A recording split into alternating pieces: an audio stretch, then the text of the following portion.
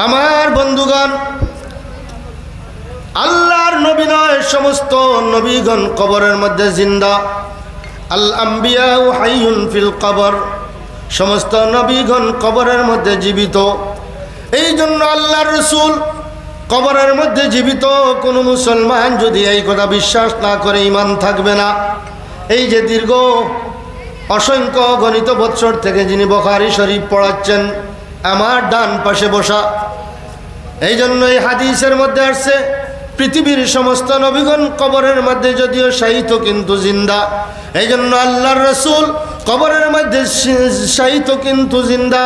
হযরতে হুসাইন আহমদ মাদানী রহমাতুল্লাহ আলাইহি তিনি যখন হাদিসের দাস দিচ্ছিলেন, হাদিসের পাঠদান ক্লাস করতেছিলেন হাজার হাজার ছাত্রদেরকে নিয়ে, যখনই তিনি কোনো সমস্যার মধ্যে পড়তেন তিনি রওজায়ে শরীফের দিকে একটু চোখ বন্ধ করে ইঙ্গিত করতেন, সরাসরি আল্লাহর রাসূলকে দেখতে পাইতেন এবং রাসূলকে দেখে তিনি ওই মাসলাটা রাসূলের কাছ থেকে সমাধান করে যেতেন। আমার বন্ধুগণ, বুখারী শরীফের ব্যাপারেও আছে রাসূল করিম সাল্লাল্লাহু আলাইহি ওয়াসাল্লাম, ইমাম বুখারী রাহমাতুল্লাহ আলাইহি, যেই বুখারী শরীফ এই যে আল্লাহর ওলি যিনি পড়ান, এই মাদ্রাসায় পড়ানো হয়, হযরত শেখ বাগা রহমাতুল্লাহ আলাইহির প্রতিষ্ঠানে যে বুখারী শরীফ পড়া হয়, সেই বুখারী শরীফটা কিভাবে লেখা হয়েছে তার সামান্যতম একটু ইতিহাস আপনাদের সামনে তুলে ধরি। রাসূল করিম সাল্লাল্লাহু আলাইহি সাল্লাম ইমাম বুখারী রাহমাতুল্লাহ আলাইহি আল্লাহর নবীকে পান নাই। হযরত ইমাম আবু হানিফা রাহমাতুল্লাহ আলাইহি যদিও তাবে, এর পরবর্তী যুগের লোক হলেন হযরত ইমাম বুখারী। এই জন্য আল্লাহর রাসূলকে হিনে হায়াতের মধ্যে ইমাম বুখারী রাহমাতুল্লাহ আলাইহি পান নাই। কিন্তু তার বুখারী শরীফ যখন তিনি এই কিতাবের মধ্যে লিখতে যাবেন, তখন অসংখ্য অগণিত হাদিস তিনি বিভিন্ন এলাকা থেকে সংগ্রহ করলেন।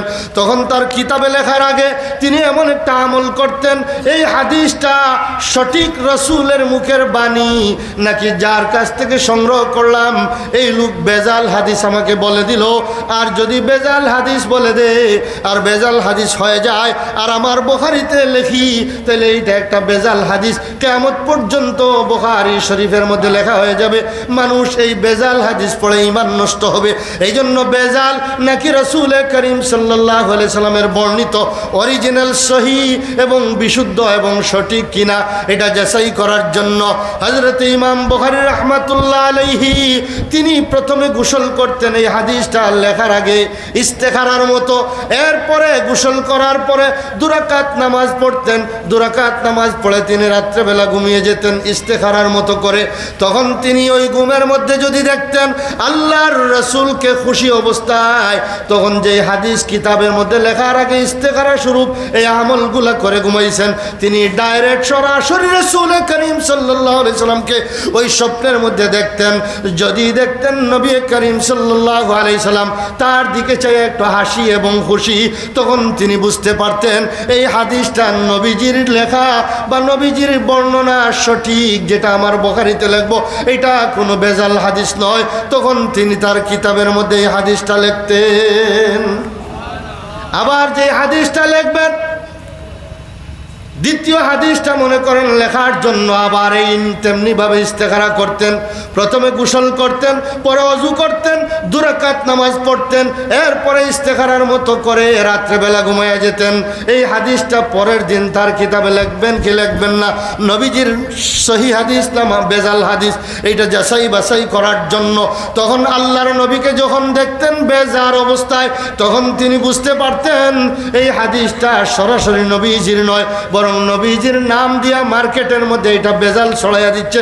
তখন তিনি তার বুখারী শরীফ কিতাবের মধ্যে এই হাদিসটা তিনি লিখতেন না।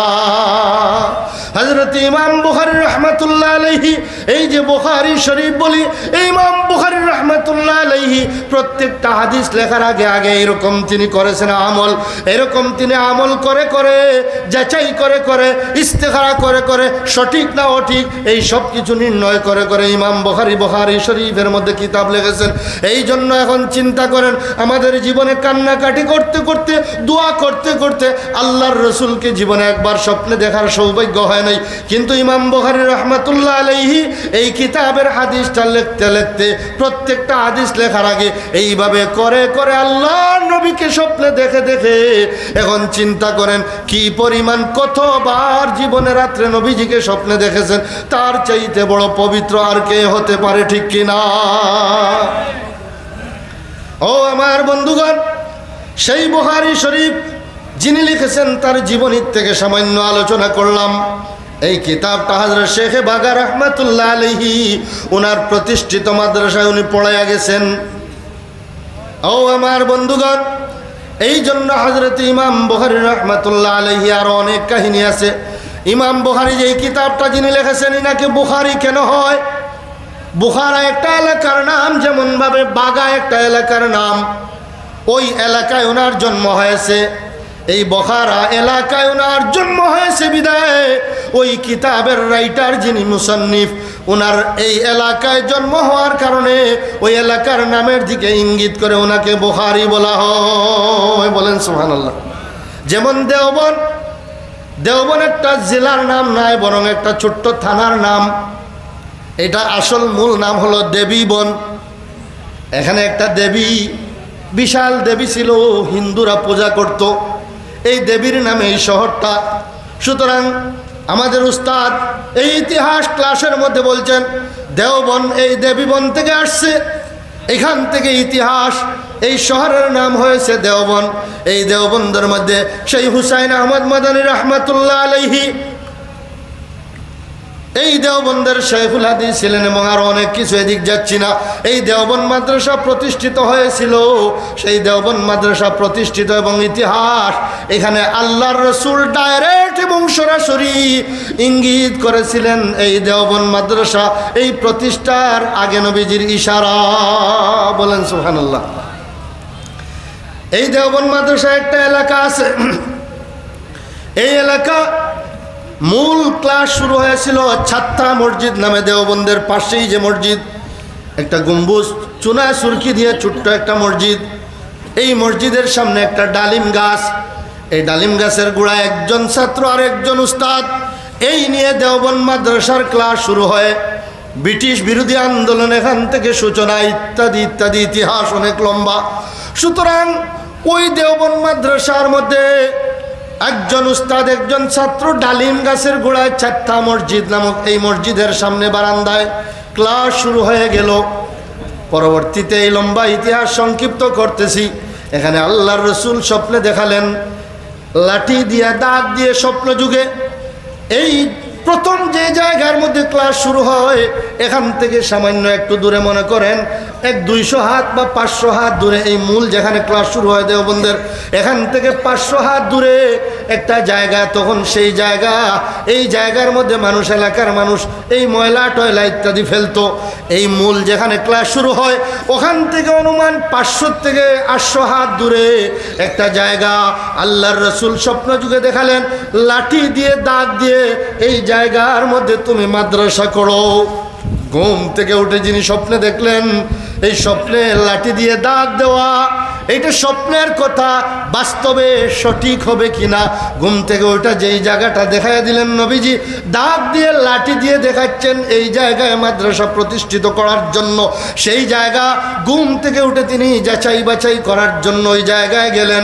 ওই ছাত্রা মসজিদ থেকে একটু দূরে যেখানে দেখালেন নবীজি স্বপ্নে, গিয়া দেখেন স্বপ্নে যুগে আল্লাহর নবী যেইভাবে লাঠি দিয়ে দাগ দিয়ে দেখাছিলেন স্বপ্নে, স্বপ্নে বাস্তবে নয়, স্বপ্নে ঠিক বাস্তবে এই জায়গার মধ্যে লাঠির দাগ এবং মাটির মধ্যে একজন মানুষ সরাসরি লাঠি দিয়ে দাগ দিলে খোদাই করে যেমন ভাবে একটা দাগ হয়ে যায়, তেমনি ভাবে এই জায়গার মধ্যে স্বপ্নের বাস্তবতা দাগ হয়ে গেল। দেওবন্দের ইতিহাস, বশির আহমদ রহমতুল্লাহ আলাইহি অলিকুল শিরোমণি, ওনাদের ইতিহাস আসতেছে। ও আমার বন্ধুগণ, সেই জায়গাকে কেন্দ্র করে মাদ্রাসার বিল্ডিং শুরু হয়ে যায়। এখানের সামনে হলো মূলসুরি, যারা দেওবন গেছেন দেখছেন মূলসুরি, ওখানের মধ্যে পর্যন্ত বিল্ডিং হয়েছে 2-3 তলা, কিন্তু এই জায়গাটা খালি। এই জায়গাটার এরিয়া হবে অনুমান আপনাদের কাছে বলি 5 থেকে 6 ডিসিমেল জায়গা। কয় ডিসিমেল? 5 থেকে 6 ডিসিমেল। ডিসিমেল বুঝেন তো? এতটুকু জায়গা। এই জায়গাটা এখন পর্যন্ত খালি, চতুর্দিকে ফিলার দিয়া 2 তলা 3 তলা বিল্ডিং, নিচতলা খালি। আজ পর্যন্ত খোদার কসম এই জায়গার বরকত, এত পরিমাণ বরকত, কোনো ছাত্র কোনো কঠিন পড়া যেটা পড়তে পড়তে মুখস্থ হচ্ছে না, অথবা এত কঠিন কিতাবের পড়া যেটা বুঝে আসতেছে না, ছাত্ররা কিতাব নিয়ে ওই 5 থেকে 6 ডিসিমেল জায়গা যেখানের মধ্যে আল্লাহর রসুল লাঠি দিয়ে স্বপ্ন যুগে দাগ দিয়ে দেখাইছিলেন, বাস্তবে গিয়ে দাগ পাইলেন, এখানের মধ্যে বিল্ডিং করে মাদ্রাসা শুরু হয়ে গেল। এই জায়গা খালি, এখানের মধ্যে এই মাটির মধ্যে বসে কোনো লোক যদি কিতাব পড়তেছে এবং অন্য জায়গায় বসে যেই কিতাবটা আধা ঘন্টা লাগে মুখস্থ করতে, এই মাটি এই জায়গার মধ্যে বসে সেই সবকটা পড়তে 10 মিনিট লাগে মুখস্থ করতে। বলেন সুবহানাল্লাহ। যেই কিতাবটা 100 বার পড়লে যেই সবকটা মাথার মধ্যে ঢুকে না, বুঝে আসে না, এই জায়গার মধ্যে 5-10 বার পড়লে এই জায়গার বরকতে অতি তাড়াতাড়ি কঠিন সবক অতি সহজে বুঝে আসে। বলেন সুবহানাল্লাহ। আমরাও যখন দেওবন্দে পড়ি 1995 ইংরেজি পরীক্ষার সময় চলে আসলে সব ছাত্ররা কিতাব নিয়ে ওই জায়গার মধ্যে বসে যায়, ঠেলাঠেলি ধাক্কাধাক্কি জায়গা জুড়ার জন্য 1 ইঞ্চি জায়গা খালি পাওয়া যায় না। কেন পাওয়া যায় না? পরীক্ষার সময় আসলে সব ছাত্র ওখানে গিয়া পড়ার জন্য ব্যস্ত হয়ে যায়, কারণ এই জায়গার বরকতি আলাদা, এই জায়গার রহমতি আলাদা, এই জায়গার পাওয়ারই আলাদা। সুতরাং আমরাও যে সময় কোনো কঠিন সবক বুঝে আসতেছে না, রুমের মধ্যে বসে পড়লে, ক্লাসে বসে পড়লে, তখন ওখানে গিয়া কিতাব মেলা বসতে, রাত্রে 2টা নয় 3টা নয় 4টা নয় 5টা নয় 24টা ঘন্টা এই জায়গার মধ্যে এমন এক পদ্ধতি, ছাত্রই ছাত্র কিতাব নিয়ে ভর্তি, এই জায়গার মধ্যে বসে পড়ার জন্য সিরিয়াল। বলেন সুবহানাল্লাহ। ও আমার বন্ধুগণ, খালি দেওবন্দি দেওবন্দি বলি, দেওবন্দ কি জিনিস চিনলাম না। আমার বন্ধুগণ, দেওবন্দের ওখানের মধ্যে একটা কুয়া, স্বপ্ন যুগে এই কুয়ার ইতিহাস পরে বলতেছি। আল্লাহর রাসূল এই কুয়ার কথা স্বপ্ন যুগে দেখালেন। আল্লাহ রব্বুল আলামিন এই আমাদের এশিয়া মহাদেশের মধ্যে, এই হিন্দু রাষ্ট্রের মধ্যে এই ধরনের একটা নূরের বাগান, নূরের বাগান, ইলমের বাগান, হাদিসের বাগান। এই জন্য এই যত কওমি মাদ্রাসা দেওবন্দি সিলসিলা, ওই দেওবন্দের শাখার শাখা, ডালের ডাল, এর একটা অংশ হলো ওই শেখে বাগা রহমাতুল্লাহ আলাইহির প্রতিষ্ঠিত বাগা মাদ্রাসা। ঠিক কিনা? দারুল উলুম দেওবন্দ। আমার উস্তাদ বলতেন আল্লামা শেখ নাসির আহমদ খান রহমতুল্লাহ আলাইহি, উনি সরাসরি হজরতে হুসাইন আহমদ মাদানী রহমতুল্লাহ আলাইহি শাগির্দ। বুখারী আউয়াল পড়েছি, হজরত শেখ আব্দুল আজমি রহমতুল্লাহ আলাইহি বুখারী সানি পড়েছি, মুফতি সাঈদ আহমদ পালনপুরি রহমতুল্লাহ আলাইহি, উনার কাছে তিরমিজি আউয়াল, এরা সবাই দুনিয়া ছেড়ে চলে গেছেন। তিনি বলতেন, ও আমার বাবারা শুনো, दारुल उलूम देवबंद तो ये ऐसे एक मदरसा है जिसकी चौकीदार जो है गेटमैन, पहरादार गेटमैन, उसको भी तहज्जुद के नमाज फौत नहीं होती। बोलें सुभान अल्लाह। देवबंदी बोले गाली देव, चिनो तुम्हें देवबंद के चिनो। देवबंद माद्रासार जे चौकीदार সেই চৌকিদারেরও কোনোদিন তাহাজ্জুদের নামাজ মিস হয় না। তুমি জীবনে কয়দিন তাহাজ্জুদ পড়ছো রে মুসলমান? দেওবন্দি বলে ইত্যাদি ইত্যাদি সমালোচনা করো, আগে তার মতো তুমি হয়ে লও। ঠিক কিনা? আগে তার মতো হও। দেওবন্দের শাইখুল হাদিস, দেওবন্দের উস্তাদ, দেওবন্দের মুহাদ্দিস, ওনারা কি অবস্থা, ওনাদের আমলের দিকে তাকালে বাস্তবেই মদিনার আমলের মতো ওনাদের আমল। হযরত হুসাইন আহমদ মাদানী রহমাতুল্লাহ আলাইহি খেদমতে খালক, শুধু উপমহাদেশের শ্রেষ্ঠতম ইলমের সাগর ছিলেন না, উনি মানুষের সেবায় কতটুকু নিয়োজিত। ওনার জীবনী থেকে সেই হুসাইন আহমদ মাদানী রহমাতুল্লাহ আলাইহি, নবীজির বংশধর সেই হুসাইন আহমদ মাদানী, আবারও বলছি সেই মাদানী রহমাতুল্লাহ আলাইহির খেদমতে খালকের একটা অংশ। হায় রে আল্লাহ, আলহামদুলিল্লাহ বলেন আলহামদুলিল্লাহ। জি জি জি ইনশাআল্লাহ। কারেন্ট আসার দোয়া কি বলেন? কেউ জানে না। আলহামদুলিল্লাহ। আর কারেন্ট চলে যাওয়ার দোয়া কি? ইন্না লিল্লাহ। আমরা কই কিতামারানির হুয়া কারেন্ট নিল, ওগু কারেন্ট যাওয়ার দোয়া ঠিক নাই নি? আর কারেন্ট আইল আইসে আইসে, ওগু কারেন্ট আওয়ার দোয়া নেই নি? আরে মুসলমান, কিছুই শিখলাম না। আল্লাহ আমাদেরকে শিক্ষা দেওয়া তৌফিক দান করুন, বলেন আমিন।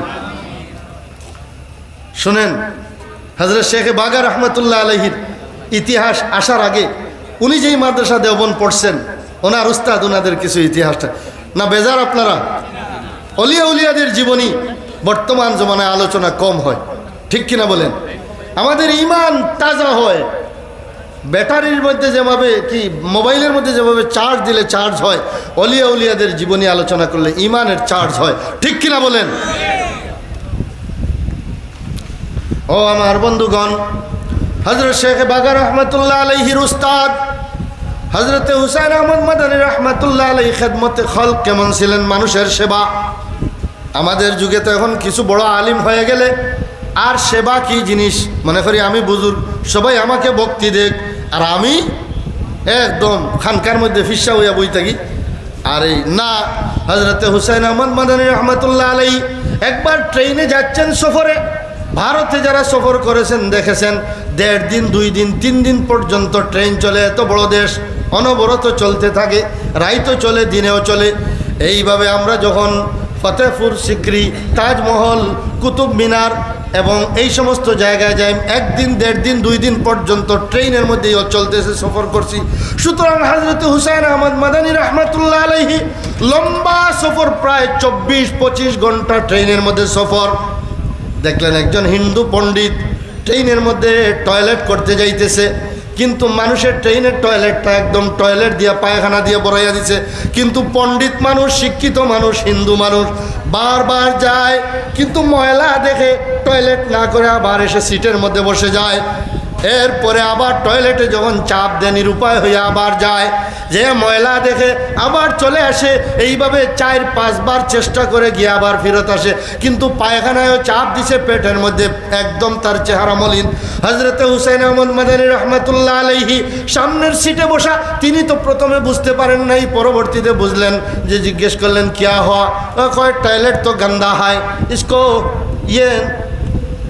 এরপরে তিনি বুঝতে পেরে একটু পরে তিনি গেলেন ওই হিন্দু পণ্ডিতকে না জানাইয়া না বুঝাইয়া, হযরত হুসাইন আহমদ মাদানী যিনি নবীজির বংশের লোক, 44তম বংশধরুনী, গিয়া নিজের হাতে টয়লেটটা পরিষ্কার করলেন।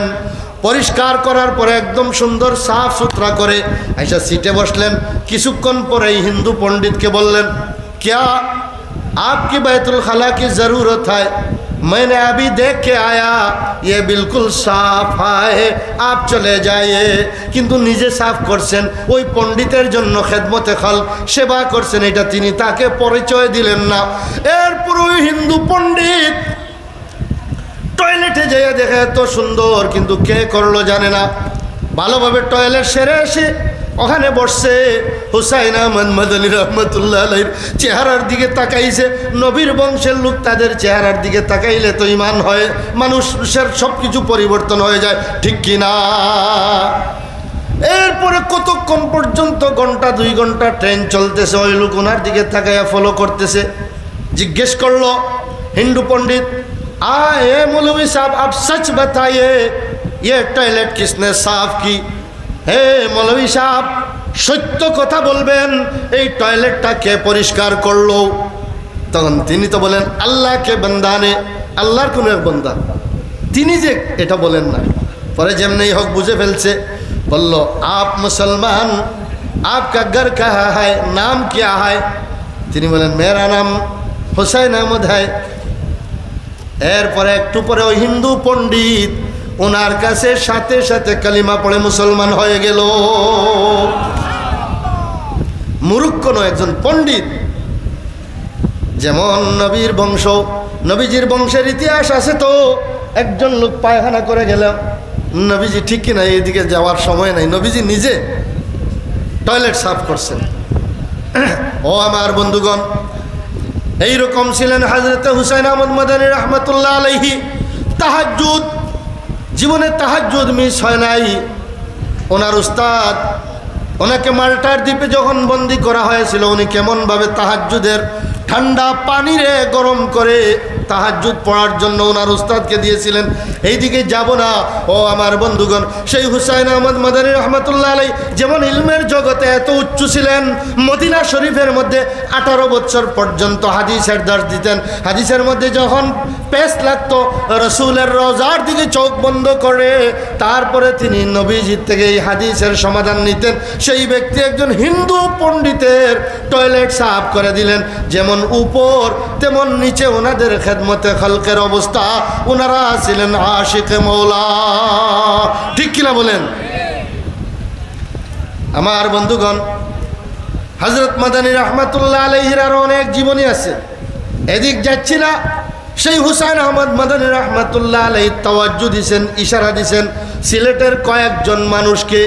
এর মধ্যে একজন হলেন হযরত শেখে বাগা, একজন হলেন হযরত শেখে ইউনুস ঢাকা দক্ষিণের, হযরত শেখে ফুলবাড়ি আব্দুল মতিন ফুলবাড়ি রহমাতুল্লাহ আলাইহি, এবং হযরত শেখে রেঙ্গা রহমাতুল্লাহ আলাইহি, বদরুল আলম রেঙ্গা রহমাতুল্লাহ আলাইহি। এইভাবে হযরত শেখে ইমামবাড়ি, হযরত শেখে গাজীনগরী, এইভাবে কয়েকজন চন্দ্র চন্দ্র চন্দ্র চন্দ্র নয়, এরা হলেন ইলমের জগতের সূর্য। ঠিক কিনা? হযরত হুসাইন আহমদ মাদানী রহমতুল্লাহ আলাই যার জীবনী একটু আলোচনা করলাম, এই লোকের তাওয়াজ্জু পড়ছে হাজার হাজার ছাত্র দেওবন্দে পড়ছে। খেলাফতি কয়জনকে দিছেন? সীমিত কয়েকজনকে, এদের মধ্য থেকে তাওয়াজ্জু পড়েছে আপনাদের এই মাটিতে শায়িত হযরত শেখে বাগা রহমতুল্লাহ আলাই। ঠিক কিনা বলেন? এখন আসুন হযরত শেখে বাগার জীবনীর থেকে একটু আলোচনা করি। রাজি আছেন তো? আমি যখন বারিদারা মাদ্রাসায় লেখাপড়া করি 2-3টা জীবনী আলোচনা করব। এর মধ্যে একটা জীবনী এই যে মৌলানা আব্দুল শুকুর সাহেব ঢাকাইয়া হুজুর হযরত শেখে বাগার ফুড়ির দামান, চিনেন তো আপনারা? মুরব্বীরা চিনেন? এইখানেই বাড়ি। ওনার মূল বাড়ি হলো ঢাকা, ঢাকাইয়া হুজুর নামে পরিচিত। তখন আমরা ঢাকা বারিধারা মাদ্রাসায় পড়ি, উনি যাইতেন। আল্লামা নূর হোসেন কাসিমি রহমতুল্লাহ আলাইহি হযরত শেখে বাগার নাম শুনলে চোখের পানি টলটলাইয়া উনি ফেলাইয়া দিতেন ক্লাসের মধ্যে। আমি নূর হোসেন কাসিম সাহেবের ক্লাসের কথা বলছি। আমরা বুখারী যখন পড়ি ওনার কাছে, ওই বাগা রহমতুল্লাহ আলাইহির দামান হিসাবে শেখ আব্দুল শুকুর রহমতুল্লাহ আলাইহি তিনি যখন যাইতেন, ওনার জন্য বারিধারা মাদ্রাসা আলাদা একটা কামরা থাকতো। তখন আমরা ছাত্র, তিনি নিজে গল্প করলেন আমাদের কাছে, বললেন হে জানো আমি পিরাকি কেমনে পাইছি? হইতাম নি সাবল? হ্যাঁ, আব্দুল শুকুর সাহেব পিরাকি কেমনে পাইলা? হইতাম নি? জুড়ে বলেন, বলবো? নিজের মুখের গল্প, সামিয়তু বিউজনায়া, আমার নিজের কানে শুনছি। ও আমার বন্ধুগণ, তিনি বললেন আমি হযরত শেখে বাগা রহমতুল্লাহ আলাইহির খানকায় খেদমতে আসছি, ঢাকার থেকে থাকছি উনার এখানে খানকায়, উনার খেদমত করছি। তো উনার বাড়ি তো টিল্লার উপরে। আগেকার যুগে তো মানুষ টয়লেট এইভাবে রিং বান্ধিয়া টয়লেট পায়খানা করতো না, ঠিক কিনা? টাট্টি, টাট্টি বুঝেননি? এখন কুরফুলা হইন বুঝবো না। টাট্টি মানে একটা খালের মধ্যে গাত কুদিয়া 2টা বাঁশ ওমতায় ওমতায় আর সই দিয়া বেড়া দিয়া ওখানের মধ্যে এই বাঁশের মধ্যে বইয়া গাতর মধ্যে পায়খানা করতো, এইটারে কয় টাট্টি। ঠিক কিনা? টাট্টি। হযরত শেখে বাগা রহমতুল্লাহ আলাইহির বাড়িতে টাট্টি ছিল, টিল্লার লামাত। তখন পায়খানা এইভাবে করা হয়েছে, গাত ভরে গেছে, গর্ত ভরে গেছে পায়খানায়। ফুকে বিড়বির কররা মুরু গিয়া এই ফুকাগুলা খাওয়ার জন্য ট্যাং দিয়ে আশ্রাইয়া এই পায়খানাগুলা একদম এলোমেলো করিয়া পায়খানার গন্ধের সমস্ত বাড়ি একদম দুর্গন্ধ। হযরত শেখে বাগা রহমতুল্লাহ আলাইহি একদিন শেষ রাত্রে রমজান মাসে তাহাজ্জুদ পড়ার জন্য আগে টাট্টিতে গেছেন। টাট্টি বুঝছেন তো? পায়খানা করার জন্য বদনা লইয়া গেছেন, ফিতলের বদনা নিয়ে গিয়া টাট্টির মধ্যে মুরগে দিনের বেলা আশ্রইয়া পায়খানাগুলা এলোমেলো করছে, আর এগুলার গন্ধে বাড়ির টিল্লার লামা সমস্ত এলাকায় ছড়াইয়া গেছে। এটা বাগার সাবর বাড়ি না, সবর বাড়িতে আছিল। ঠিক কিনা বেঠিক? হইতে পারেন মনে বলা হকলর বাড়ি। আমরাও ছোটোবেলা টাট্টি তাকিছি, আমার নিজের বাড়িতে আছে, শর্মর কিচ্ছু না, আগের চলু আছিল ওলা। এই জন্য হযরত শেখে আব্দুল শুকুর রহমতুল্লাহ আলাইহি বাগার সাবর ওই দিনকার টাট্টিতে যে নাক বন্ধ করিয়া ডিফা দিয়া পায়খানা করছেন, করিয়া আইচ্ছেন। আওয়ার পরে তিনি মনে মনে কল্পনা করছেন আগামী রাত্রে আসার আগে আগে এই টাট্টিতে আর এরকম পায়খানা ময়লা থাকবে না, আমি পরিষ্কার করবো। মনে মনে বলে কেন? হযরত শেখ বাগা রহমাতুল্লাহ আলাইহি আগর দিন তাহাজ্জুদের সময় টাট্টি করতে গিয়া বড় কষ্ট পাইছেন, এই জন্য ওনার কষ্ট আর পরের দিন দিতে দিতাম নাই। তখন তিনি করছেন কি বলছেন, তখন 10 পয়সা দিয়ে একটা বেলেট আনছেন। কি বেলেট? তখন একটা বেলেটের দাম 10 পয়সা, এখন বেলেটের দাম 5 টাকা 10 টাকা। 10 পয়সা দিয়ে একটা বেলেট আনছেন, 1 শিশি আতর আনছেন। তাই দিনের বেলা গোপনে, বাগার সাবে কিন্তু জানেন না, তিনি ডাকাত থেকে খেদমত করার জন্য আইছেন। তখন হযরত শেখ বাগা রহমাতুল্লাহ আলাইহির সেবা খেদমত দোয়া নেওয়ার জন্য কিভাবে কি করলেন? হুসাইন আহমদ মাদানী রহমাতুল্লাহ আলাইহি ট্রেনের টাট্টি সাফ করায় হিন্দু মুসলমান, হযরত শেখ বাগার টাট্টি সাফ করায়নি কিভাবে ফিরাকি পাইল, কি একটা সিলসিলা নিসবত। তখন একটা নৌকা নিয়ে বেলেট আনছেন, 1 শিশি আতর আনছেন, এরপরে বালতি কয়েকটা রেডি করছেন। এবং রাত্রেবেলা যখন তারাবি ফড়িয়া সব মানুষ ঘুমাইয়া গেছে, আব্দুল শুকুর সাহেব পয়লা নৌক কাটছেন বেলেট দিয়া, এরপরে 1 শিশি আতর নিজে খাইলিছেন। আতর খাইলা কেনে পরবর্তীতে বলছি। এরপরে বালতি যে রেডি রাখছেন, একটা গামছা, একটা লঙ্গি, ওই বালতি, কুদাল, গামছা সব কিছু লইয়া সব মানুষ যখন ঘুমাইয়া গেছেন, তখন তিনি ওই কুদাল দিয়া আর ওই সমস্ত দিয়া বালতি দিয়া ওই ময়লা পায়খানা ফুকে বিড়ি আর দুর্গন্ধময় এইটা বালতি দিয়ে বরিয়া ওই পায়খানার টাট্টির গাতের সমস্ত পায়খানা ময়লাগুলা এই বালতি বরিয়া পরিষ্কার করিয়া নাক মুখ বান্ধিয়া এই টাট্টির সমস্ত পায়খানা একদম টিল্লাল্লামা দূরে এক জমিনের মধ্যে নিয়ে ফেলাইয়া এই গাটটা পরিষ্কার। নখ ফেলাইছেন কেন? যে নকুর সিফাবায় পায়খানা হামানির সম্ভাবনা, এই জন্য বেলেট দিয়া নখ ফেলাইছেন। আর দুর্গন্ধে বমি আসতে পারে, এই জন্য আতর খাইছেন। বলেন না সুবহানাল্লাহ। বাল্টি পরের দিন তাহাজ্জুদের আগে হযরত শেখ বাগা রহমাতুল্লাহ আলাইহির আদত অনুযায়ী, অভ্যাস অনুযায়ী টয়লেটে গেছেন, টাট্টিতে গিয়া দেখেন কোনো ময়লা নাই, পায়খানা নাই, ফুকা নাই, দুর্গন্ধ নাই, এত সুন্দর। তিনি পায়খানা করিয়া তার দিলটা খুশ হয়ে গেছে। তিনি তাহাজ্জুদ পড়িয়া ফজরের নামাজের পরে তার বাড়ির মধ্যে যে সমস্ত মেহমান খানকাতে জিজ্ঞেস করলেন, কৌনে ইয়ে কাম কিয়া, কে এই কাজ করেছেন, টাট্টি সাফ করেছেন? কেউ স্বীকার করে না, আবার কে করছে কেউ দেখে নাই। আবার যিনি আব্দুল শুকুর সাহেব পরিষ্কার করছেন তিনি প্রকাশও করে নাই। আবার উনি যে খুশ হয়েছেন তিনি মনে মনে এই কাজের জন্য, খুশ করার জন্য তো এই কাজ। পরবর্তীতে হযরত শেখ বাগা রহমাতুল্লাহ আলাইহি তাওয়াজ্জু দিয়েছেন। তাওয়াজ্জু দেওয়ার পরে তিনি বুঝে ফেললেন। বুঝে ফেলার পরে তিনি ওনাকে ডাইকায় না তাওয়াজ্জু দিয়া খেলাফতি দিয়ে দিলেন। সাধারণ খেদমতে আমার বন্ধুগণ, পায়খানার আরেকটা ঘটনা বলি দেওবন্দের, বলবো না বাদ দিব? জোরে বলেন, বলবো? জোশ উঠছে আপনাদের, শুনেন।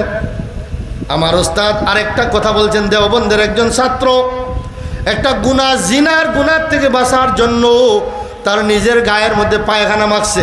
বলেন না সুবহানাল্লাহ। কিভাবে? দেওবন্দের মাদ্রাসায় একজন ছাত্র পড়তো, মেশকাত শরীফের ছাত্র। তখন তার মাদ্রাসা থেকে লজিং ছিল 1.5-2 কিলোমিটার দূরে। শুনেন, তখন ডেইলি এক বাড়ির সামন দিয়া রাস্তা দিয়ে আইতো। ছাত্রটা ছিল পরীর মতো সুন্দর। তখন লজিং থেকে মাদ্রাসায় যেই বাড়ির সামন দিয়ে আসতো, সেই বাড়ির একজন মেয়ে ওই ছেলের রূপ এবং সৌন্দর্যতা দেখে ওই তালেবুল ইলমের প্রতি আশিক হয়ে গেল। এই মেয়ে প্রস্তাব দিল, তুমি আমার সাথে প্রেম করো। সেই ছেলে বলে, না, আমি আল্লাহকে ডরাই, আমি তোমার সাথে প্রেম করব না। এখনকার যুগে যদি ফুলাফাইন এই ধরনের কোনো সুন্দরী মেয়ে প্রস্তাব দিত, তাইলে আল্লাহরে ডরাই এই কথা বলিয়া সে ভাগতো না আরো সুযোগ লইতো? কি হইতো? সুযোগ লইতো, বরং সুযোগ পাইলে এই মহিলার মোবাইলও ফ্যাক্সিলোডে টেকাও দিত। ঠিক কিনা বেটি? এই জোয়ানরা হাসে, এই কাম করো, সাবধান। সুতরাং এই মেয়ে তো সুযোগ খুঁজে এই ছেলেকে রাজি করাইতে পারে না ভালোবাসার মধ্যে, জিনার মধ্যে। তখন একদিন এই ছাত্র কিতাব হাতে নিয়ে আসতেছে। ওই দিন ওই মেয়ের মা এবং বাবা কোনো আত্মীয় বাড়ি, কুটুম বাড়ি চলে গেছে, বাড়ি একা। তখন ওই মেয়ে ছাত্রকে বলল, তার ঘরে ঢুকানোর জন্য ধোকা হিসাবে বলল, আমার বড় পেট ব্যথা শুরু হয়েছে, একটু পানি পড়া দিয়ে যান হুজুর। আপনার পায়ে ধরে হাতে ধরে বলি একটু পানি পড়া দেন। উনি সরল মনে, হুজুর মানুষ তো সরল হয়, ঠিক কিনা বলেন? সরল মনে বলছেন পেটে ব্যথা, কানতেছে, হাতে পায়ে ধরতেছে, একটু পানি পড়া। ঠিক আছে, মাদ্রাসায় যাওয়ার পথে কিতাব হাতে, কিতাব রাইখা পানি পড়া দেওয়ার জন্য ঘরের ভিতরে যখন ঢুকছে, তখন ওই মেয়ে ভিতরের দিকে দরজা বন্ধ করে দিয়ে বলল, এতদিন যাবৎ তুমি রাজি হও নাই, তোমাকে ভালোবাসি, তোমার জন্য প্রাণ, ও আমার জান, ও আমার খলজা, যা আছে সব। সুতরাং সে বলে, ইন্নী আখাফুল্লাহ, আমি একজন তালেবুল ইলম, তোমার কলিজা যদিও আমি হতে পারি, কিন্তু আমি তোমার সাথে এই জিনা করার জন্য রাজি হব না। যদিও তুমি বিশ্ব সুন্দরীর মতো সুন্দর, কিন্তু আমি আল্লাহকে ডরাই এই কাজে লিপ্ত হব না। তখন মেয়ে বলে, তুমি যদি আমার সাথে আমার মনের বাসনা পুরা না করো রে যুবক ছেলে, তাহলে আমি এখন চিৎকার দিয়ে বলবো, তুমি নিজে আমার ঘরে ঢুকিয়ে আমার সাথে জোরপূর্বক আকাম করতেছো, তোমাকে বদনামি বানাই একদম বেইজ্জত করে ছেড়ে দিব। তখন উনি চিন্তায় পড়ে গেলেন, আল্লাহকে ডরাইয়া তো এই কাম করবো না, কিন্তু না করলে কি হবে, আমার ইজ্জত থাকবে না, আমাকে বেইজ্জত করে ফেলবে এই সুন্দরী মহিলা। তখন তিনি বললেন, ঠিক আছে, তোমার আশা ভরসা পুরা করব, আমাকে একটু ভালো করে কাজ করার জন্য টয়লেট করার সুযোগ দাও, তাহলে রেডি হইয়া সম্পূর্ণ প্রিপারেশন নিয়ে আসি। সেই মেয়ে খুশি হইয়া বলল, ঠিক আছে, টয়লেট করো, আমি বিছনা রেডি করতেছি। তিনি টয়লেটের মধ্যে যাইয়া কাঁচা পায়খানা নিয়া একদম আতর যেভাবে মাখে, পাউডার যেভাবে মাখে, কাঁচা পায়খানাগুলা এই টয়লেট থেকে টাট্টির থেকে লইয়া তার চেহারার মধ্যে, টুপির মধ্যে, পাঞ্জাবির মধ্যে, চুলের মধ্যে, দাড়ির মধ্যে, সমস্ত অঙ্গের মধ্যে কাপড় চোপড়ে পায়খানা লেপিয়া একদম পাউডারের মতো মাখিয়া মেয়ের সামনে যখন আসলেন, তখন মেয়ে এই পায়খানার দুর্গন্ধের কারণে বলে, তুমি যদিও পরীর মতো সুন্দর, তোমাকে ভালোবাসছিলাম, তোমার রুচি এত নিকৃষ্ট, তুমি পায়খানা কেমনে লাগাইলা, তোমাকে ঘৃণা করি। এইভাবে যদি তোমার চরিত্র আর রুচি পায়খানা মাখা জানতাম, তোমাকে ঘরে ঢুকাইতাম না। তাই বলে ধাক্কা দিয়ে বের করে দিল। এই পায়খানা তিনি লাগাইলেন জিনার থেকে বাঁচার জন্য। নজিস, ওই বড় নজিস হলো জিনা, আর ছোট নজিস হলো পায়খানা। জিনার গুনাহ কিন্তু মাফ হবে না, পায়খানার ময়লা গোসল করলে পরিষ্কার হওয়া যাবে, এই মনে করে আল্লাহকে ডরাইয়া তিনি পায়খানা লাগাইয়া দিলেন মহিলার থেকে বাঁচার জন্য। মহিলা ধাক্কা দিয়ে বের করে দিল, জিনার থেকে মুক্ত পেয়ে গেলেন। তিনি দরজা খুলে দেওয়ার পরে উঠানে বাইরে বললেন, হে আল্লাহ, পায়খানা গায়ে মাখা তো নিষেধ, কিন্তু আমি বড় গুনাহ জিনার থেকে বাঁচার জন্য ছোট গুনাহ করলাম, পায়খানা মাখলাম। তুমি আমাকে মেহেরবানি করে আমার এই আমলটুকুনকে কবুল করে, তোমাকে ডরাইয়া যদি জিনার থেকে বাঁচার জন্য আমল করে থাকি, তুমি আমার উপর রাজি আর খুশি হয়ে যাও, আর এই পায়খানা মাখার গুনার থেকে আমাকে মুক্তি দিয়ে দাও। এই কথা বলে, এই কথা বলে, এই কথা বলে আবার সে লজিংয়ে ফিরত চলে গেল।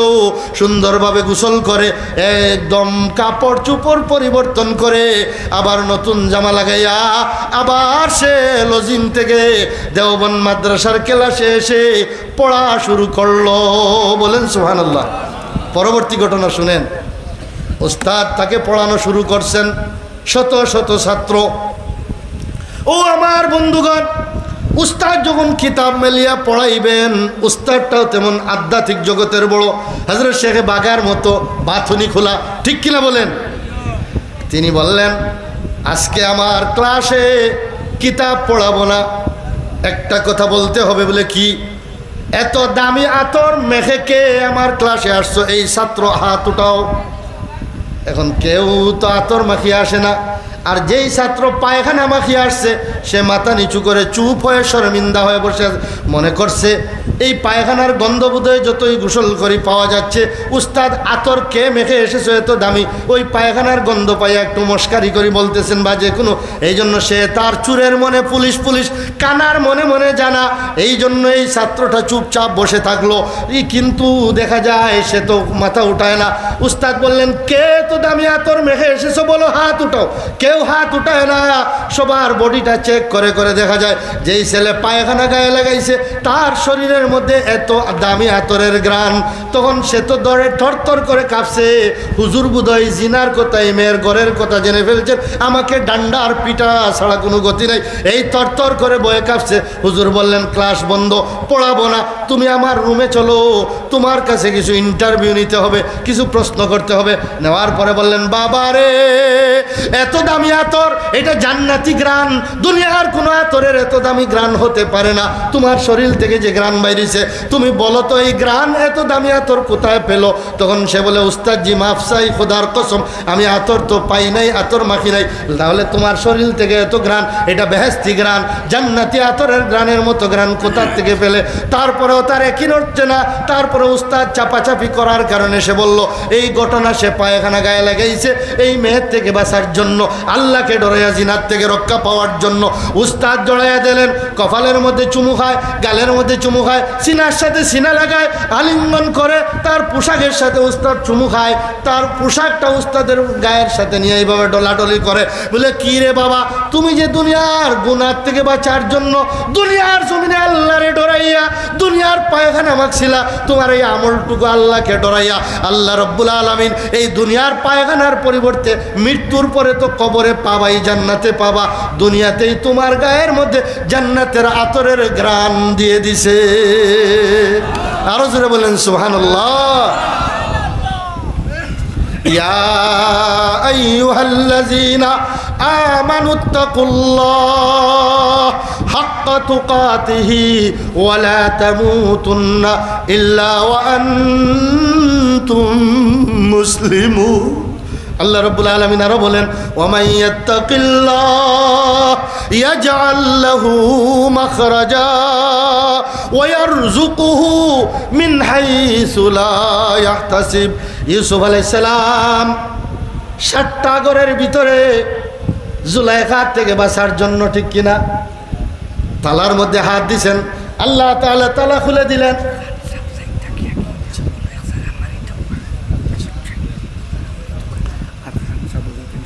আলহামদুলিল্লাহ। আমার বন্ধুগণ, ইউসুফ আলাইহিস সালাম যেভাবে ঘরের দরজার সামনে গেছেন, বিনা চাবিতে আল্লাহ তালা খুলে দিছেন, ঠিক কিনা, জুলাইখার জিনার থেকে বাঁচার জন্য ইউসুফ নবী। তেমনিভাবে দেওবন্দের এই ঘটনা, এই হলো দেওবন্দ। খান সাহেব হুজুর আসবেন, দু একটি কথা হযরত শেখ বাগা রহমতুল্লাহ আলাইহির কথা বলে শেষ করে দিব। হযরত শেখ বাগা রহমতুল্লাহ আলাইহি তিনি কেমন লোক ছিলেন? আমার আব্বাজান রহমতুল্লাহ আলাইহি বাগার শেখে, হযরত শেখ বাগার পিছে পিছে ঘুরতেন ওনার দোয়া নেওয়ার জন্য। হযরত শেখ বাগা রহমতুল্লাহ আলাইহির জীবনী থেকে একটা ঘটনা, ওনারা দুনিয়া বিমুখী ছিলেন, আমরা হলাম দুনিয়া লুবি, ওনারা ছিলেন দুনিয়া বিমুখী। হযরত শেখ বাগা রহমতুল্লাহ আলাইহির একটা জমিন আছিল, ক্ষেতর জমিন, বুঝেন তো, 15 ডিসিমেল বা আদকিয়ার জমিন।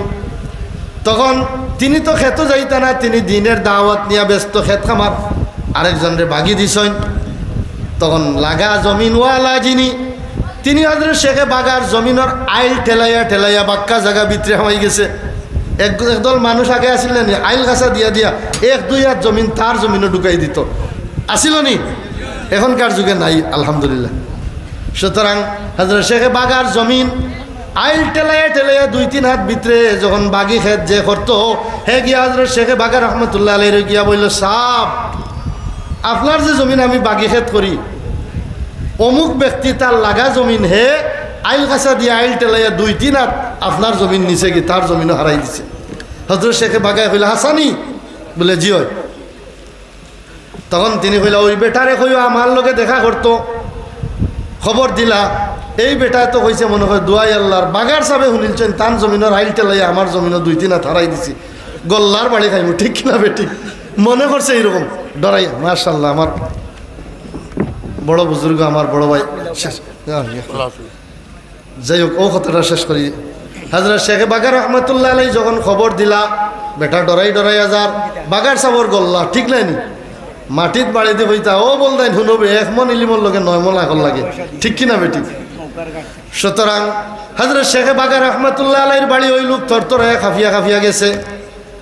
যাওয়ার পরে হযরত শেখ বাগা রহমতুল্লাহ আলাইহি ওই লোকটারে কইলা, তুমি বলে আমার জমিনের কতখান হারাই দিছো আইল গাছা দিয়া। বেটা তরতরাইয়া, ইটা তো হযরত শেখ বাগা, যেমন বাগা তেমন বাঘ, ঠিক না বেঠিক? বেটা তোর সাপ মাফ করে দুকে আর ইতা করতাম না। বলে না না তোমার এইখানোর লাগে আইছি না, ইতা করতে নাই নাই, তুমি যখন লালচ করছো আমার জমিনের কতখান নিছো কি, দয়া করিও সারাখান তুমি নেও কি তোমার দিলাইলাম। হোক সুবহানাল্লাহ, আমার ইতার দরকার নাই, হইয়া বেটারে দিলাইছেন। হোক সুবহানাল্লাহ। আমরার দেশ ইলা জমানা তৈলে তুই আমার ওখান নিছত ইখান তো দিবে দিবে তোর 14 গোষ্ঠী দিব ওলা কইলা মনে। হযরত শেখ বাগা রহমাতুল্লাহ আলাইহি এরা জুহুদ আনিদ দুনিয়া, দুনিয়া বিমুখী হয়ে বেটারে অনুরোধ করেন তুমি সারা খান্নেও কি কোনো পয়সা লাগতো নাই, ফ্রি তোমারে দিলাইলাম, তুমি যখন লালচ করিয়া আইল খাসা দিয়ে আমার 2 হাত নিছো কি তাইলে সারা খান্নেও কি ইটা সম্পদ ইটা আমার লাগে আরো সমস্যা, আল্লাহ তাআলার গেছে ইটা চাইছি না, তুমি নেওগি নেওগি নেওগি দিলাইছো। এই হইল বাগা রহমাতুল্লাহ আলাই। দুনিয়া যদি চাইতা টিল্লার উপরে আরো টিল্লার মতো 10 তলা বানাইতা পারলা মানে, ঠিক কিনা বেঠিক? আমার বন্ধুগণ, হযরত শেখ বাগা রহমাতুল্লাহ আলাইহির আরেকটা ঘটনা, গহরপুরি হুজুরে নিজে কইছেন আমার বাড়িও গোলাপগঞ্জ থানাত বাগর হল মাদ্রাসা তো আজও আইয়া আমার গরো আমার আব্বা হইলে গহরপুরি সাবর মুরিদ আসতা, বাগার সাবর মুরিদ হওয়ার পরে তো খাওয়াত বইয়া এই ঘটনা কইছেন গর্ব। বাগার সাবর লগে একবার ওয়াজও যাইয়ার দক্ষিণ গাছ ওয়াজও হজরতের এলাকা দক্ষিণ গাছ, তখন শ্রীরামপুর থেকে এইভাবে বনকুনাকুনি আওরের মাঝে দিয়া বাগার সাপ শুরু হয়েছেন। বাগার সাবর খাফড়র সুফড়র গাইড হইল গড়ফুরি সাবর হাতো দক্ষিণ গাছ আওরের মাঝখানে এই যে এইভাবে হাওর দিয়া যাইতেছেন, মধ্যখানে গিয়া হাওরের মাঝখানে একটা বিন্নার সুবা বুঝেন তো সনর বিন্নার সুবা। হযরত শেখ বাগা রহমাতুল্লাহ আলাই উসামুটা মানুষ আসলা টান দিয়া বিন্নার সুবা হুরিলাইছেন। হযরত শেখ গহরপুরি রহমতুল্লাহ আলাইহি কইন বিন্নার সুবার তলে দেখি স্বর্ণর চাক্কা এত বড় 5-6 কেজি 10 কেজি পরিমাণ স্বর্ণর চাক্কা জল জল জল জল জল জল করতেছে শোনা। হযরত শেখ বাগা রহমতুল্লাহ আলাইহি বিন্নার সুবার টান দিয়ে তুলছেন, বিন্নার সুবার তুলে মাটির মধ্যে এই স্বর্ণর চাক্কা দেখিয়া গহরপুরি সাহেব মনে মনে একটু লালস, ও সোনার চাক্কা ওখান বেগ ভরিলাই সাবে বুঝি নিছই নুরুদ্দিনের লালস গেছে কি, লাঠি দিয়া গুতা মারিয়া কন এই তুই ওটা চাইরে তোর লালস গেছে কি, ইটা নজিস নজিস নজিস, ইটা আমি বশির আহমদে যদি চাইতাম বহুতটা পাইতাম, ইটা খাজানা বে খাজানা, আল্লাহর পক্ষ থেকে খাজানা। বিন্না সুবা দিয়া আবার গুরিয়াতো হইয়া কুদাম দিয়া লাঠি দিয়া গুতা মারিয়া গুরিয়াতো ইয়া হইলা চল যে উদ্দেশ্যে যাইয়ার আমরা সেই উদ্দেশ্যে ওয়াজও যাইতাম ওখানে চল, ইটা বাইল নজর করিস না দুনিয়া বরবাদ হয়ে যাব, আয় আখিরাতের খামো। হোকা সুবহানাল্লাহ। হযরত শেখ বাগা রহমতুল্লাহ আলাইহি স্বর্ণের চাক্কা খাজানা পাইছেন, বিন্না সুবাদি গুড়িয়া তুইয়া গেছেন কি। হযরত শেখ গহরপুরি রহমতুল্লাহ আলাইহি তোরা দেখাইবার লাগি টান দিতুল্লাহ তার বাতুনি চক্ষু চলা হোকা নারায়ে তাকবীর। হযরত শেখ বাগা রহমতুল্লাহ আলাইহি ওলিয়ে কামিল। আমার বন্ধুগণ, এইভাবে হযরত শেখ বাগার ঘটনা যদি 2-4 ঘন্টা আলোচনা করি শেষ হবে না। এই হযরত শেখ বাগার দৌহিত্র নাতি অলি ইবনে অলি আওলাদে অলি হযরত মাওলানা শেখ সালেহ আহমদ সাহেবের সন্তান, এই বাগান বর্তমান হাল ধরছেন, মাদ্রাসা বহুত তরক্কি হয়ে গেছে, দেশে বিদেশে সুনাম, ঠিক কিনা বলেন? আল্লাহ তাআলা ওনাকে মৌত পর্যন্ত এই মাদ্রাসার খেদমত করার তৌফিক দান করুন। মরার পরে হযরত শেখ বাগার কবরের খান্দাত ওনার কবরটা যেন আল্লাহ তাআলা কবুল করুন, ওনার আব্বার কবরও এখানে। এইভাবে হযরত শেখ বাগা, হযরত শেখ হুসাইন আহমদ মাদানী রহমতুল্লাহ আলাইহি, হযরত শেখ ইমাম বুখারী রহমতুল্লাহ আলাইহি, দেওবন্দের ইতিহাস সামান্য সব বিষয়ে তোড়া তোড়া টাচ দিলাম, আরও বহুত কাহিনী রয়ে গেছে। রসুল করিম সাল্লাল্লাহু আলাইহি সাল্লাম স্বপ্ন যুগে দেওবন্দের মধ্যে দুধ পান করতেছেন একটা কুয়ার থেকে, দেওবন্দের এই ঘটনা বলার টাইম নাই। আল্লাহ তাআলা তৌফিক দান করুক। বেয়াদবি করছি হযরতের লগে, আমার আর উস্তাদ সমতুল্য, আমরা গোলাপগঞ্জ থানার রত্ন, আমরার গৌরব, এখন তো বড় নাই, এরাও বড়। আল্লাহ তাআলা হায়াতের মধ্যে বরকত দান করুক। এবং বাগা রহমতুল্লাহ আলাইহির রুহানি ফয়েজ, চৌধুরী রহমতুল্লাহ আলাইহির রুহানি ফয়েজ দিয়া আমাদেরকে মালামাল করুন। সবাই বলেন আমিন। ইতিহাস দেওবন্দের এবং আকাবিরে দেওবন্দের ইতিহাস থেকে কিছু আলোচনা করলাম। আল্লাহ তাআলা আমাদেরকে ওই সমস্ত বুজুর্গানে দ্বীনের নকশ কদমের উপর চলার তৌফিক দান করুন। ওয়া আখিরু দাওয়ানা আনিল হামদুলিল্লাহি রাব্বিল আলামিন। আসসালামু আলাইকুম ওয়া রাহমাতুল্লাহ।